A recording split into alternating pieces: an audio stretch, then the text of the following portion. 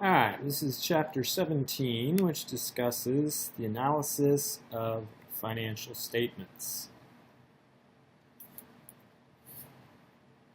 So financial statement analysis basically applies analytical tools to general purpose financial statements and other related data in order to help make business decisions, basically. It involves transforming accounting data into more useful information. Financial statement analysis reduces our reliance on guessing or just having a hunch about something to a more formulaic process of evaluation. Financial statement analysis focuses on one or more elements of a company's financial condition or perhaps their performance. Our analysis emphasizes four areas shown in this slide here of inquiry, each with varying degrees of importance. These four areas are described and illustrated throughout the chapter and would be considered, which is why they're in the slide this way, I guess, the building blocks of financial statement analysis. So liquidity and efficiency, solvency, profitability, and market prospects. Some users, such as managers and regulatory authorities, are able to receive special financial reports prepared to meet their particular analysis needs. But most users have to rely on the general purpose financial statements that everyone sees, which include the income statement, balance sheet, statement of stockholders' equity, statement of cash flows, and notes to these various statements, which we've discussed throughout the year.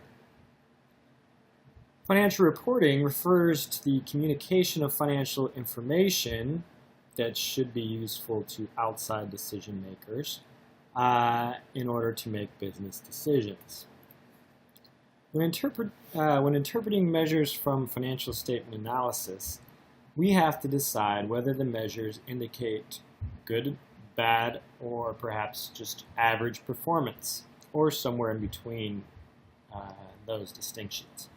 To make those judgments, we need some type of benchmark or standard for comparing that includes, or that could include, these following things: comparing intra-company, comparing competitors or to your competitors, to the industry as a whole, and using guidelines or rules of thumb. These would be general standards of comparison that could be developed just from experience or something like that.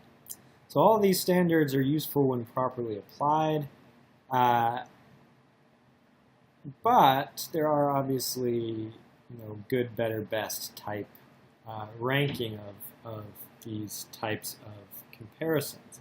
And selecting a particular competitor or group of competitors usually ends up working out the best. These three tools here listed are the most common, I guess you would say, categories of financial statement analysis tools. Horizontal analysis, which compares a company's financial condition and performance to its own performance at a different time. Vertical analysis, and that would be comparing a company's financial condition and performance to some, could be arbitrary base amount, where you're just saying how much different are we than X, year X of this competitor's performance, or just this basic benchmark that we want to reach, or something like that. And then ratio analysis is the measurement of key relations between financial statement items. So anytime you hear like current ratio or acid test ratio or any type of ratio that has been discussed, that would be under that category. Analysis of any single financial number is of limited value, of course. Instead, much of financial statement analysis involves identifying and describing relationships between numbers, categories, and groups of numbers, and how those relationships have changed, and knowing what what that means, or what having some predictive value based on experience or what you've learned is typical, lends some decision-making value to those ratios as well to outside investors or outside users. So comparing financial statements over relatively short time periods, say 2 to 3 years, is often done by analyzing changes in certain line items. A change analysis usually involves or includes analyzing absolute dollar amount changes and percent changes. Both of these types of analyses are relevant because dollar changes can, or I should say, may or may not yield large percentage changes that could be considered inconsistent with their overall importance. For instance, a 50% change from a base figure of 100 is less important than the same percent change from a base amount of 100,000 in the same statement, obviously. So size matters. Reference to dollar amounts is necessary to retain a proper perspective and to assess the importance of changes. We compute the dollar change for a financial statement item as follows. Analysis period is the period of time for the financial statements under analysis, and base period is the point or period of time for the financial statements used for comparison purposes. Often the prior year is used as the base period. So we compute the percent change by dividing the dollar change by the base period amount and then multiplying that quantity by 100. Comparative balance sheets consist of balance sheet amounts from 2 or more balance sheet dates that are arranged side by side for comparison purposes. The usefulness of this method of analysis is often improved by showing each item's dollar change and percent change to highlight any areas that have undergone large changes.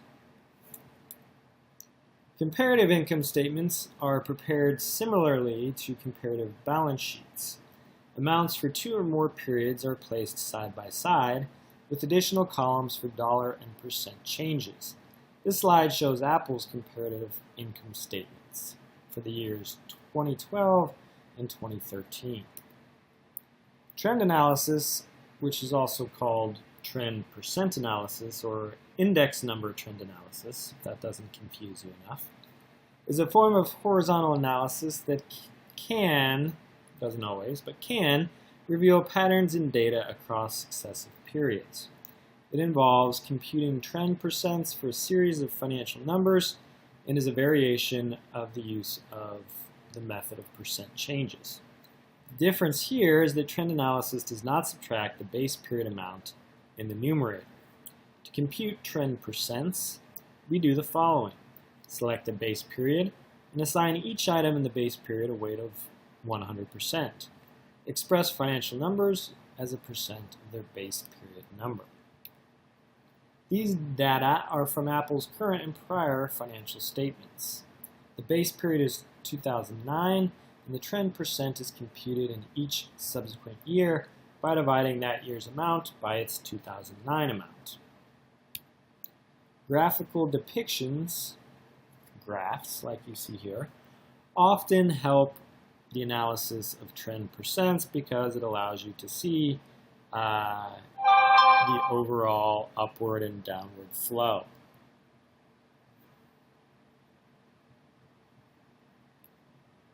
Vertical analysis is a tool to evaluate individual financial statement items or a group of items in terms of a specific base amount. We usually define a key aggregate figure as the base, which for an income statement is usually revenue, and for a balance sheet is usually total assets. This section explains vertical analysis and applies it to what we've been looking at in our examples so far, Apple. The term vertical analysis arises from the up-down or down-up movement of our eyes as we review common size financial statements. Vertical analysis is also called common size analysis. We use common-size financial statements to reveal changes in the relative importance of each financial statement item. All individual amounts in common-size statements are redefined in terms of common-size percents. The common-size percent is measured by dividing each individual financial statement amount under analysis by its base amount, as you see in this slide. Common-size statements express each item as a percent of the base amount, which for a common-size balance sheet, as we see here in this slide, is usually total assets. The base amount is assigned a value of 100%. This implies that the total amount of liabilities plus equity equals 100%, since this amount equals total assets. We then compute a common-size percent for each asset, liability, and equity item, using total assets as the base in our calculation. Analysis also benefits from use of a common-size income statement. Revenue is usually the base amount if we're using vertical analysis for income statements. Each common-size income statement item appears as a percent of revenue. If we think of 100% revenue amount as representing one sales dollar, the remaining items show how each revenue dollar is distributed among costs, expenses, and income. Two of the most common tools of common-size analysis are trend analysis of common-size statements and graphical analysis.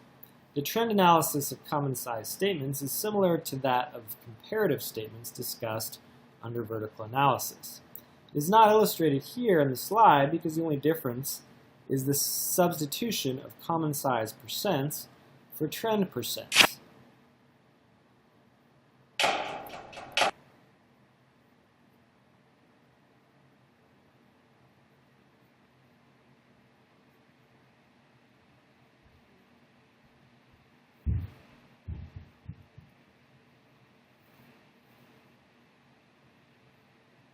The graph on the right shows a common-size graphical display of Apple's assets. Common-size balance sheet analysis can be extended to examine the composition of these subgroups.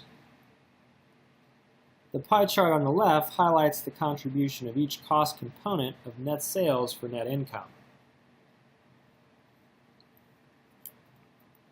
Ratios, or ratio analysis, are among the more widely used tools of financial statement analysis because they provide clues to and symptoms of potential underlying conditions of the company. A ratio can help us uncover conditions and trends that may be difficult to just detect by inspecting individual components that make up the ratio. Ratios, like other analysis tools, are usually future-oriented. That is, they are often adjusted for their probable future trend and magnitude, or overall impact on the company. Their usefulness depends on skillful interpretation. This section describes an important set of financial ratios and their application. The selected ratios are organized into 4 building blocks of financial statement analysis, shown in the slide: liquidity, inefficiency, solvency, profitability, and market prospects. All of these have been explained at some point in prior chapters. Liquidity refers to the availability of resources to meet short-term cash requirements. Efficiency refers to how productive a company is in using its assets. Efficiency is usually measured relative to how much revenue is generated from a certain level of assets. The amount of current assets minus current liabilities is what we call working capital, or net working capital. A company needs sufficient working capital to be able to meet its current debt obligations, to be able to carry sufficient inventories, and to take advantage of any cash discounts that may be available. A company that ends up running low on working capital is much less likely to meet current obligations or even to continue in operations. When evaluating a company's working capital, we must not only look at the dollar amount of current assets less current liabilities, but also at their ratio. That's what the current ratio describes. A high current ratio would suggest a strong liquidity position. In other words, a strong ability to meet current obligations. Quick assets are cash, short-term investments, and current receivables. These are our most liquid types of current assets. When using the acid test ratio, which is also called the quick ratio, we look at a company's short-term liquidity let's see, what else was I going to say about that? Yeah, and it's just another look at short-term liquidity. We can measure how frequently a company converts its receivables into cash by computing accounts receivable turnover, as shown here. How long a company holds inventory before it sells it affects working capital requirements. One way to measure this is to look at inventory turnover. Sometimes this is also called merchandise turnover or merchandise inventory turnover. A high turnover requires a smaller investment in inventory because you're constantly I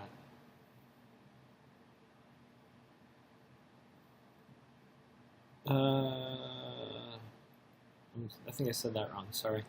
A company with a high turnover requires smaller investment in inventory than one producing the same sales but having a lower turnover ratio. Inventory turnover can be too high, however, if the inventory a company keeps is so small that sales volume becomes restricted. Accounts receivable turnover provides some insight into how frequently a company collects on its accounts. The days sales uncollected is one measure of this type of activity, which you see defined here.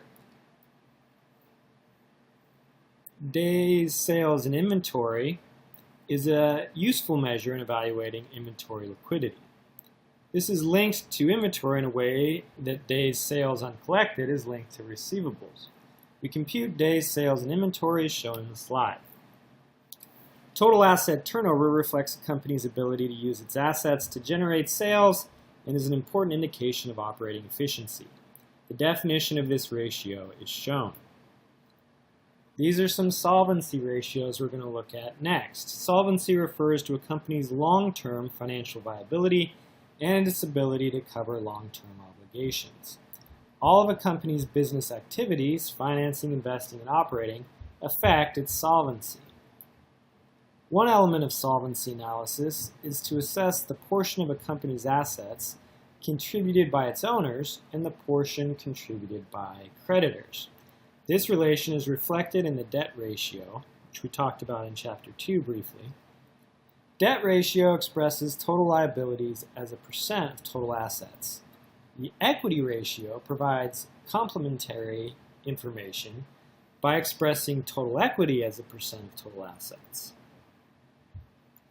Those respective ratios for Apple are seen in the slide. The ratio of total liabilities to equity is another measure of solvency. We compute this ratio as shown in the slide. The amount of income before deductions for interest expense and income taxes is the amount available to pay interest expense.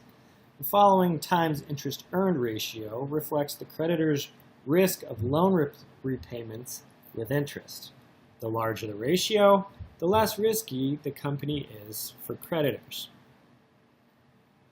Obviously, profitability is something that everybody's concerned about.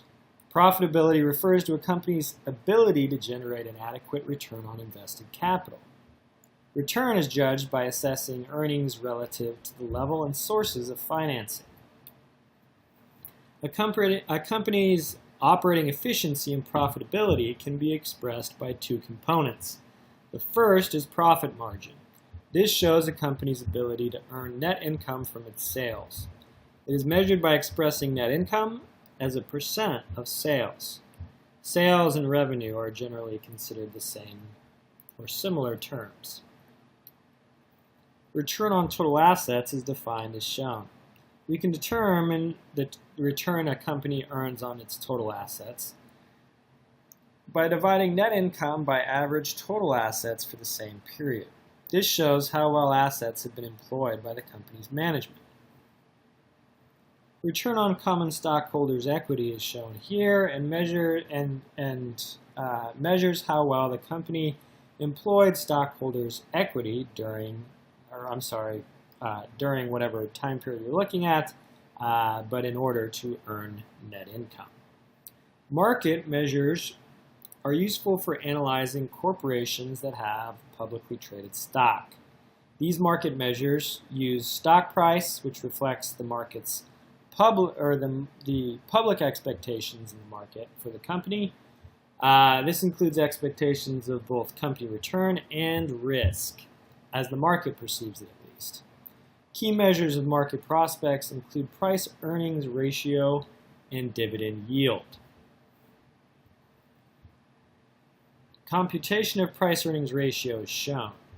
Predicted earnings for the next period is often used in the denominator of this computation. Reported earnings per share for the most recent period may also be used and is probably more commonly used. In both cases, the ratio is used as an indicator of the future growth and risk of a company's earnings as perceived by the stock buyers and sellers. Dividend yield is used to compare the dividend-paying performance of different investment alternatives. The computation again is shown in the slide.